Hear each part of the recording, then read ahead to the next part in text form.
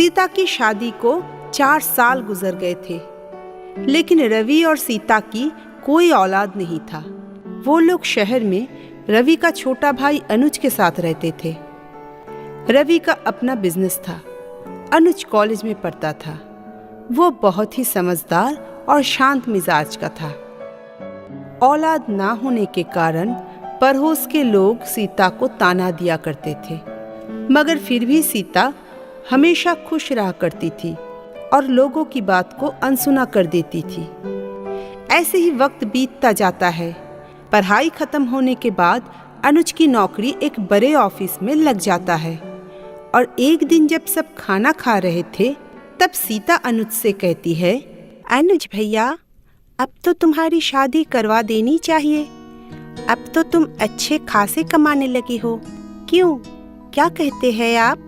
हाँ, सही कहती हो तुम। अब हमारा अनुज बड़ा हो गया है। क्या भाभी, आप भी? और नहीं तो क्या, अब मुझे भी तो आराम चाहिए ना देवर जी। अच्छा भाभी, अब आप जैसा अच्छा समझे। सीता अब अपने देवर के लिए रिश्ता तलाश करने लगी। ऐसे ही एक दिन अनुज आकर सीता से कहता है, भाभी, आपसे कुछ बात करनी थी। हाँ बोलो ना। एक लड़की है जिसे मैं पसंद करता हूँ। उसका नाम सपना है। वह मेरे साथ कॉलेज में पढ़ती थी। वो उस दिन मैंने भैया के कारण आपको कुछ नहीं बताया था। ये तो बहुत अच्छी बात है। तुम मुझे सपना के माता पिता से मिलाने की तैयारी करो, तब तक मैं तुम्हारे भैया से बात करती हूँ। अनुज के भैया भाभी सपना के माता पिता से बात करते हैं और कुछ ही दिनों में उन लोगों की शादी बहुत धूमधाम से हो जाती है। सीता सपना को बिल्कुल अपनी छोटी बहन जैसा मानती थी, लेकिन सपना सीता को बांझ होने के कारण पसंद नहीं करती थी। सपना, आ जाओ, नाश्ता रेडी है। सुबह सुबह मुझे आपका चेहरा नहीं देखना है। आप रख दीजिए, मैं खा लूंगी।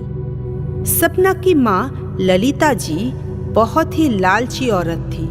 उसकी नजर रवि के जायदाद पर था, इसलिए वो हमेशा अपनी बेटी को उसकी जेठानी के खिलाफ भड़काती रहती थी। ऐसे ही एक दिन, सपना बेटा, कैसी है तू? हाँ माँ, मैं अच्छी हूँ। अच्छा सुन, तेरे पास तेरी जेठानी तो नहीं है ना? नहीं तो क्यों, क्या हुआ? देख सपना, उस औरत से बचकर रहना। वो औरत बांझ है, बांझ। और याद रखना, अगर तू उस घर को औलाद देती है तो वो सारी जायदाद तेरी हो जाएगी। मेरी बात समझ रही हो ना? हाँ माँ, मैं समझ गई। कुछ दिनों में सपना की माँ की प्लान सफल होने लगा। सपना, क्या हुआ तुम्हें? भैया, भाभी, जल्दी आओ। सब भाग कर आते हैं। फिर रवि डॉक्टर को बुलाते हैं। डॉक्टर चेक करने के बाद अनुज से कहता है, घबराइए नहीं, मुबारक हो, आप बाप बनने वाले हैं। क्या, सच में? सब बहुत खुश होते हैं। सब चले जाने के बाद, माँ, तुम्हारे प्लान कामयाब होने वाला है। मैं माँ बनने जा रही हूँ। बहुत खूब, अपनी जेठानी से अपनी सेवा करवाना। सपना सबके सामने सीता से अच्छे से बात करती थी, लेकिन अकेले में ताना दिया करती थी और उनसे अपनी सेवा करवाती थी। मगर सीता बहुत ही अच्छी औरत थी।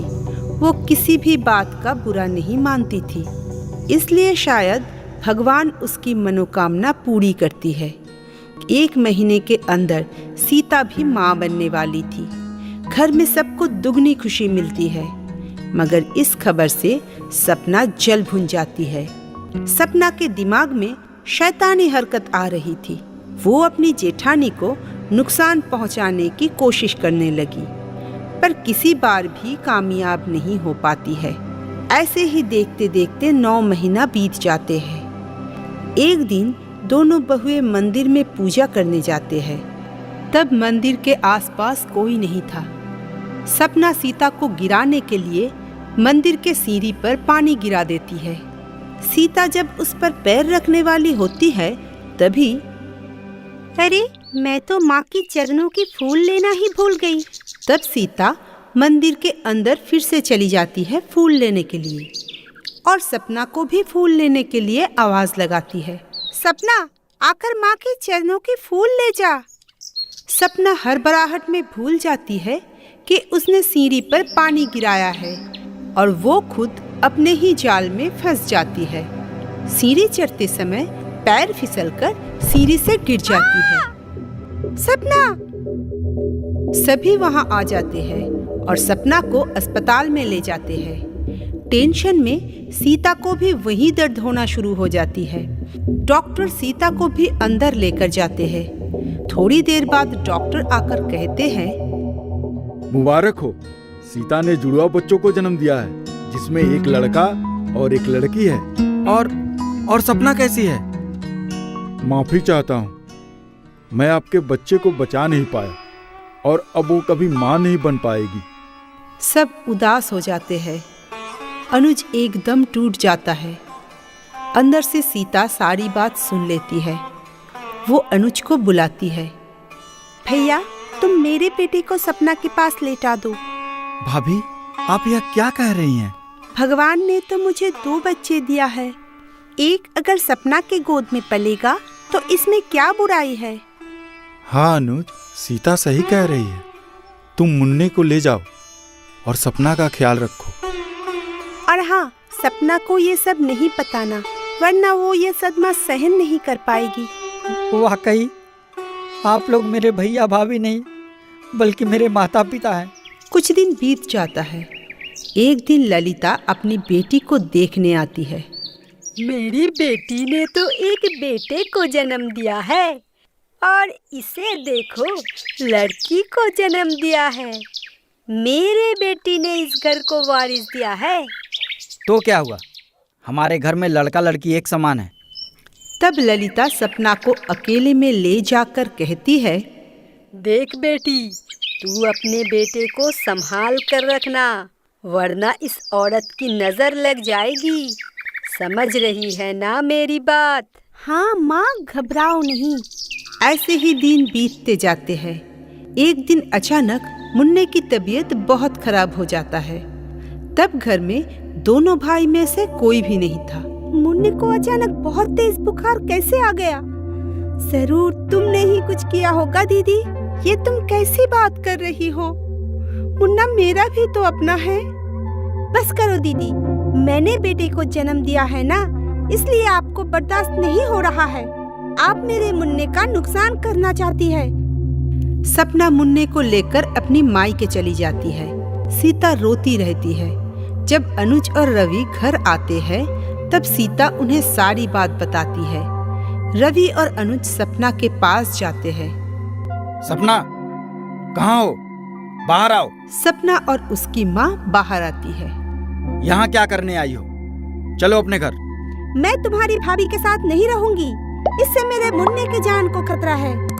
वो मेरे बच्चे को मार देना चाहती है। उस घर से तुम्हारे भैया भाभी को निकलना होगा, तभी मैं जाऊंगी। अनुज को ये बात बर्दाश्त नहीं होता। अरे, मंदिर से भगवान ही निकल जाएंगे तो वह मंदिर रहने का क्या फायदा? और रही बात मुन्ने का, तो आज सुन लो, यह बच्चा तुम्हारा नहीं, भाभी का है। क्या मतलब?